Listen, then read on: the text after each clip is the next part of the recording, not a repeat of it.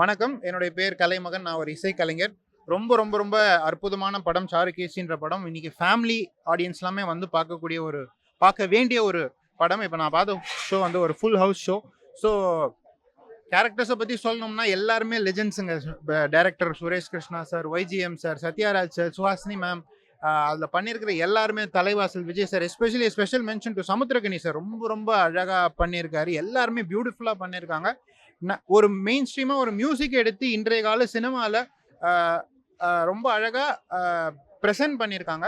So ஒரு family வாட்ச்சா எல்லாருமே வந்து என்ஜாய் பண்ணலாம். படத்துல வந்து பார்த்தீங்கன்னா, மியூசிக்க எடுத்துக்கிட்டு எப்படி ஒரு இன்றைய ஜெனரேஷன்ல வாழ முடியும் அப்படின்றது ஒண்ணு சொல்லியிருக்காங்க. மியூசிக்க வச்சு பல கருத்துக்கள், வாழ்க்கைக்கு தேவையான கருத்துக்களையும் சொல்லியிருக்காங்க. டிசிப்ளின்னா எவ்வளோ முக்கியம், இதெல்லாமே ரொம்ப ரொம்ப அழகா சொல்லியிருக்காங்க. ரொம்ப அழகா எழுதப்பட்டிருக்கிற, ரொம்ப அழகா எடிட் பண்ணப்பட்டிருக்கிற, ரொம்ப அழகா டைரக்ட் பண்ணப்பட்டிருக்கிற ஒரு ஃபிலிம். கண்டிப்பா எல்லா ஃபேமிலியும் வந்து பார்க்க வேண்டிய ஒரு ஃபிலிம்.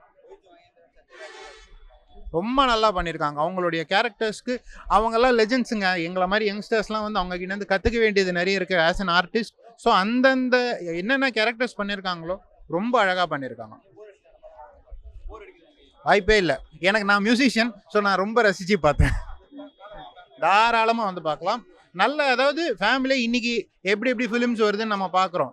இதுக்கும் மத்தியில ஒரு நல்ல ஃபேமிலி வாட்ச்சா, ஃபேமிலியா வந்து என்ஜாய் பண்ணக்கூடிய ஒரு படமா இந்த படம் அமைஞ்சிருக்கு. ரொம்ப ரொம்ப நல்ல படம் பார்த்த திருப்திங்க. சாருகேசி வந்து குடும்பத்தனமான படம். ஒரு இசை அம்சமுள்ள படம். சங்கராபரணம் நம்முடைய இது சிந்து பைரவி வரிசையில வைக்கக்கூடிய ஒரு தரமான படம்.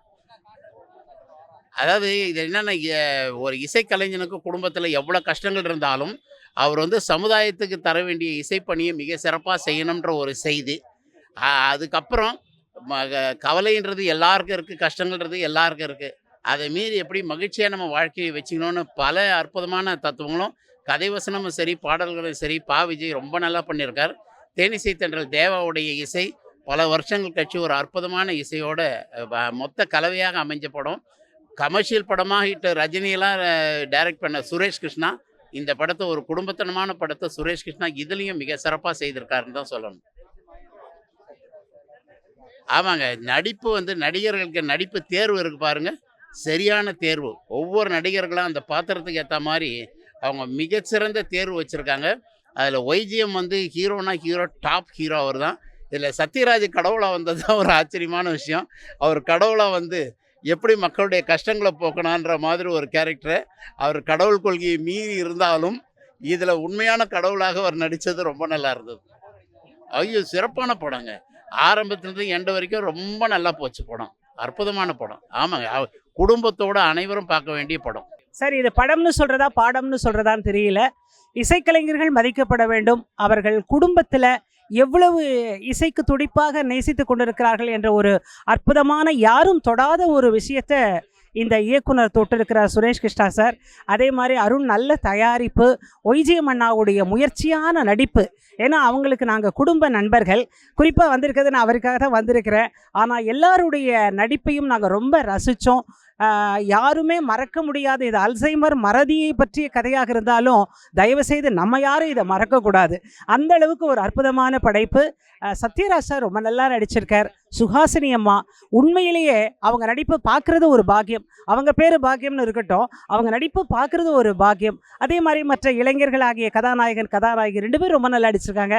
ரொம்ப நான் டாப்பாக ரசித்தது எங்கள் அண்ணா, எங்களோட ஃபேமிலி அன்பு சகோதரர் தேவா அண்ணாவுடைய இசையை ரொம்ப அழகாக பண்ணியிருக்கார். ஸோ தயவுசெய்து எல்லாரும் வந்து பாருங்கள், என்ஜாய் பண்ணுங்கள். இது படம் அல்ல, ஒரு பாடம். சத்யராஜன் ரொம்ப நல்லா நடிச்சிருக்கார். அவர் பேசக்கூடிய பேச்சுக்கள் எப்படி இருக்குன்னா, அதுதான் சொன்னேன், நம்மளுக்காக பேசுகிற மாதிரியே இருக்குது. அது ரொம்ப ஒரு பெரிய விஷயம். பொதுவாக சினிமாவில் இப்படி நம்ம கொண்டு வரணும்னு நினைக்கிறது கஷ்டம். நான் வந்து மிகப்பெரிய சினிமா எழுத்தாளர், கலைவாணருக்கு எழுதின சுப்பு ஆர்மோ சாரோட டாட்டர்.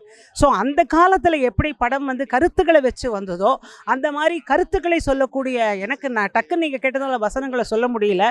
அவருடைய வாக்கியங்கள்லாம் ரொம்ப, விஜய் சாருடைய வாக்கியங்கள் ரொம்ப எனக்கு பிடிச்சது.